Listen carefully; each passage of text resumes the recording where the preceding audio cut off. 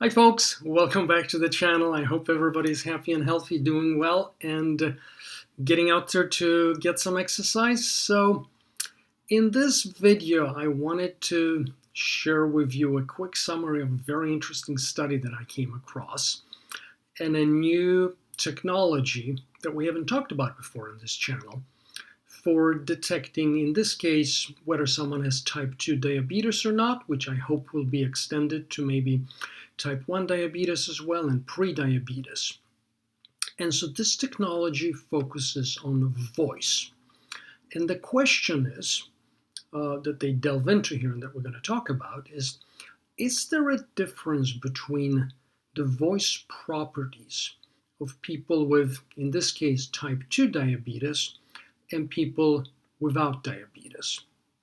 And clearly, if there is, that would be potentially a very useful diagnostic technology that is clearly non-invasive. It's just voice recordings that is relatively simple, convenient, hopefully inexpensive, and can be deployed on smartphones, computers, and maybe other electronics to be available to consumers as well as clinicians and to also be available remotely.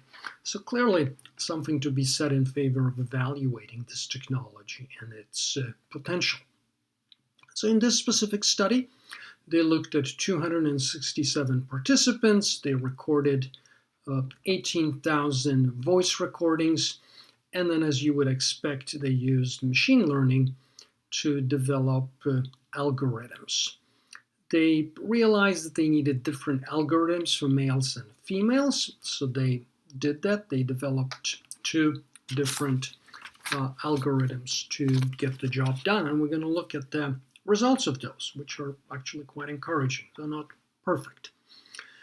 But before we delve into that, I just wanted to spend a quick second to talk a little bit about the underlying biology, because that might, of course, always be relevant and interesting. Why do we think that there would be a difference in voice quality and properties of people who have and people who don't have diabetes?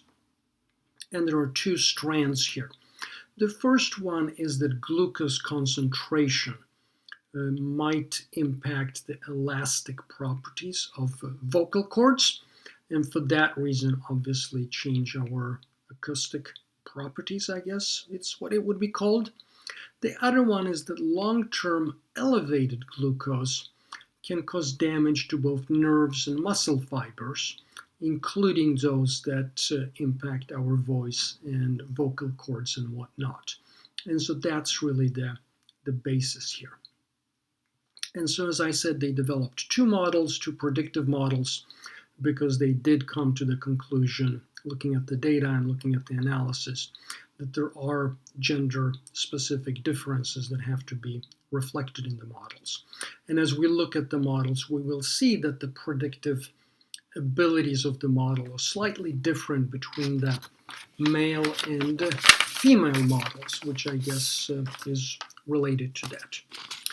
So what do the results say? Well, here they are, and we're going to look at them separately, the male and the female, because that's how it's reported in the study, and very usefully so. We will see that there are slight differences in the predictive powers and abilities of the male and the female model, as you would expect, and these results are sort of represented in a 2x2, as you can tell. There is a difference between not only male and female. There are obviously different type 1 and type 2 errors. And both models are better at predicting that someone who doesn't have type 2 diabetes, doesn't have type 2 diabetes, than they are at predicting that someone who has type 2 diabetes, in fact, has type 2 diabetes. The differences aren't huge, but they're significant enough. So clearly, one of the things that will have to happen here is that the predictive power of the models needs to be increased.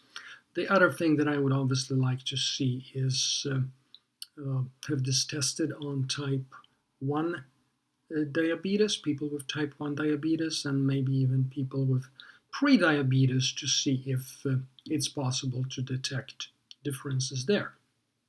Overall, however, I think this is obviously a very interesting technology, could be very useful. Predictive power needs to be increased a little bit better, improved a little bit better, so hopefully that will happen sooner rather than later as they continue with these efforts and this research. But yeah, I'm actually pretty excited about it and would like to see this succeed and be deployed, so I'm going to keep an eye on it. I'll let you know as I learn more over time, as hopefully additional studies are conducted and reported. And with that, I hope you found it interesting. If you'd like to stay in touch and get more information, please subscribe. Please let me know what you think of this video. Don't be shy about liking it if you find it useful or interesting or whatever. And with that, good seeing you. Be well, and we'll talk to you soon. Take good care, everybody. Bye-bye.